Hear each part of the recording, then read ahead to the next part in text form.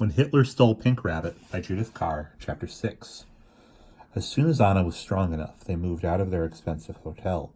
Papa and Max found an inn in one of the villages on the lake. It was called Gasthofswurn, after Herr Zwirn, who owned it, and stood very near the landing stage,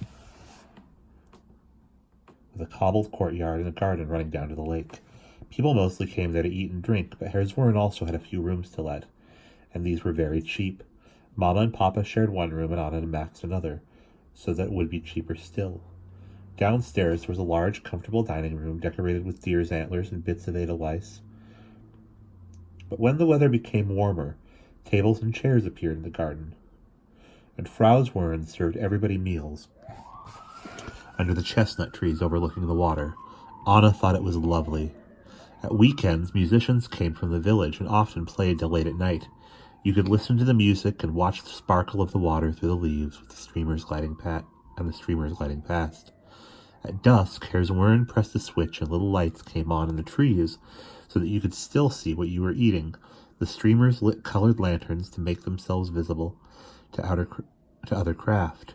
Some were amber, but the prettiest were a deep, brilliant purpley blue. Whenever Anna saw one of these magical blue lights against the darker blue sky, and more dimly reflected in the dark lake, she felt as though she had been given a small present.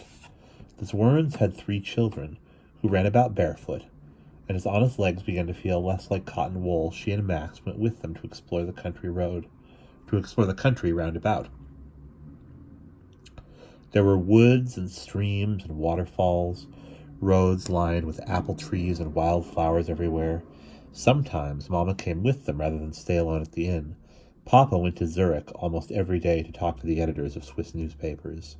The Zwirn children, like everyone else living in the village, spoke a Swiss dialect which Anna and Max first found hard to understand. But they soon learned, and the eldest, Franz, was able to teach Max to fish, only Max never caught anything, while his sister, Vernelli, showed Anna the local version of hopscotch. In this pleasant atmosphere, Anna soon recovered her strength, and one day Mama announced that it was time for her and Max to start school again. Max would go to the boys' high school in Zurich. He would travel by train, which was not as nice as the steamer, but much quicker. Anna would go to the village school with the Zwirn children, and as she and Vernelli were roughly the same age, they would be in the same class. "You will be my best friend?" said Vernelli. She had very long, very thin, mouse-colored plaits and a worried expression. Anna was not absolutely sure that she wanted to be Vernelli's best friend, but thought it would be ungrateful to say so.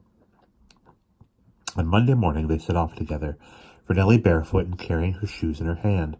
As they approached the school they met other children, most of them also carrying their shoes. Vernelli introduced Anna to some of the girls, but the boys stood on the other side of the road and stared across at them without speaking. Soon after they had reached the school playground, a teacher rang a bell, and there was a mad scramble by everyone to put their shoes on. It was a school rule that shoes must be worn, but most children left them off till the last possible minute. Anna's teacher was called Herr Grappe. He was quite old, with a grayish-yellowish beard, and everyone was much in awe of him. He assigned Anna a place next to a cheerful, fair-haired girl called Rosalie.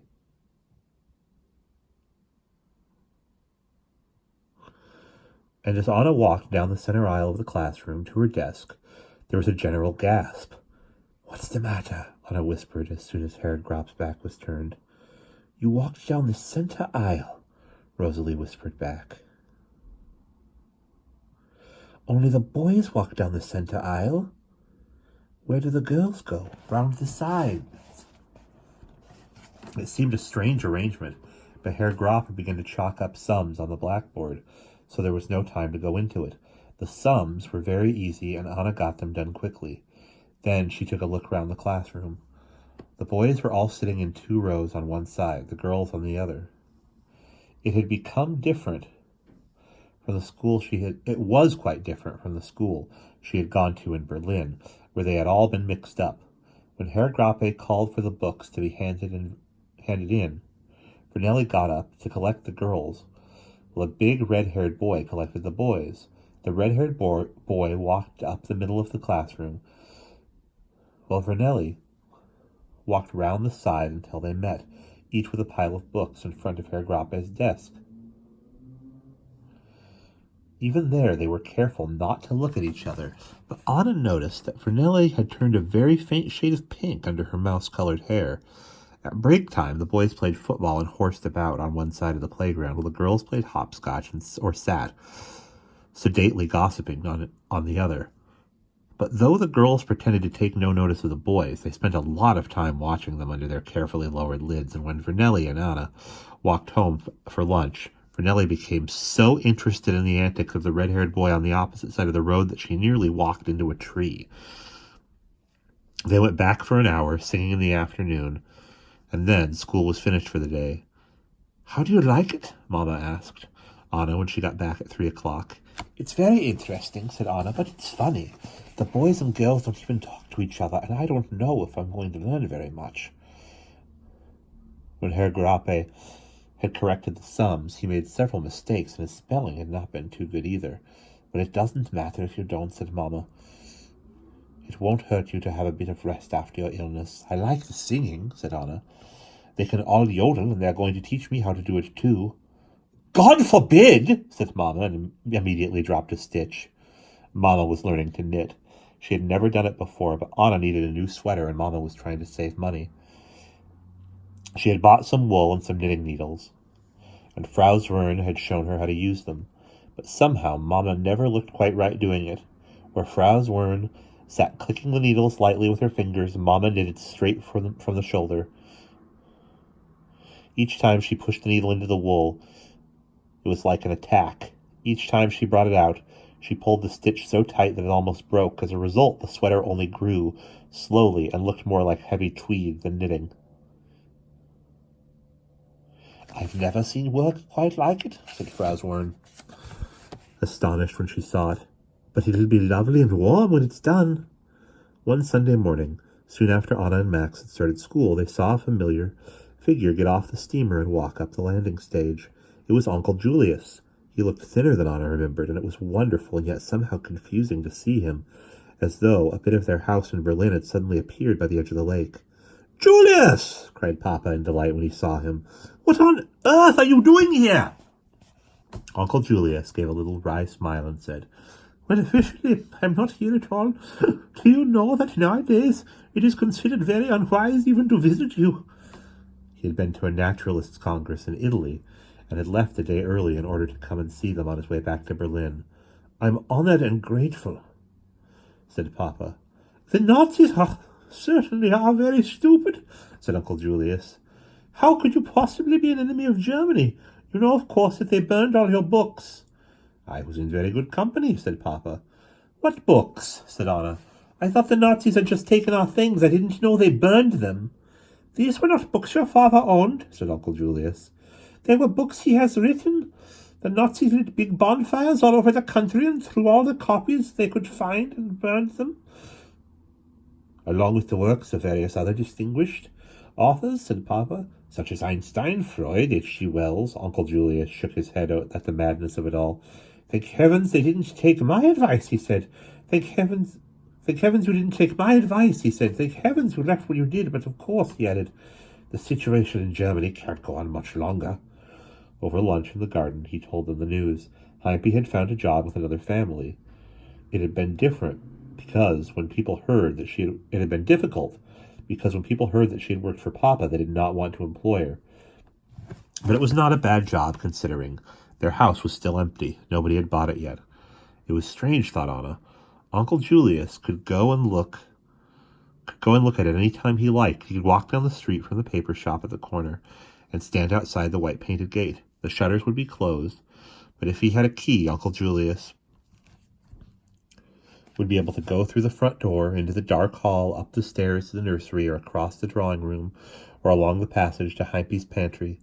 Anna remembered it all so clearly, and in her mind she walked right through the house, from top to bottom, while Uncle Julius went on talking to Mama and Papa. "How are things with you?" he asked. "Are you able to write here?" Papa raised an eyebrow. I have no difficulty in writing, he said, only in getting my work published. Impossible, said Uncle Julius. Unfortunately not, said Papa. It seems the Swiss are so anxious to protect their neutrality they are frightened of publishing anything by an avowed anti-Nazi like myself.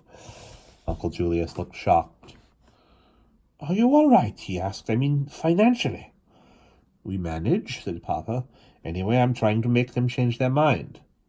Then they began to talk about mutual friends. It sounded as though they were going through a long list of names. Somebody had been arrested by the Nazis. Somebody else had escaped and was going to America.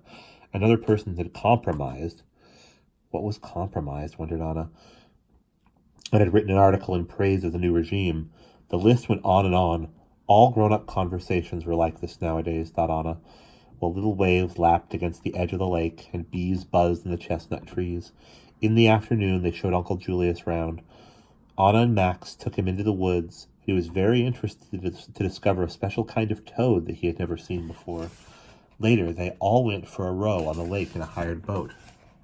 Then they had supper together, and at last it was time for Uncle Julius to leave. I miss our outings to the zoo, he said as he kissed Anna. So do I, said Anna. I liked the monkeys best. I'll send you a picture of one, said Uncle Julius. They walked down to the landing stage together. While they were waiting for the steamer, Papa suddenly said, Julius, don't go back. Stay here with us. You won't be safe in Germany. What, me? Said Uncle Julius in his high voice. Who's going to bother about me? I'm only interested in animals. I'm not political. I'm not even Jewish, unless you count my poor old grandmother. Julius, you don't understand, said Papa. The situation is bound to change, said Uncle Julius. And there was the steamer puffing toward them. Goodbye, old friend. He embraced Papa and Mama and both children. As he walked across the gangplank, he turned back for a moment. Anyway, he said, the monkeys at the zoo would miss me. And that's the end of Chapter 6.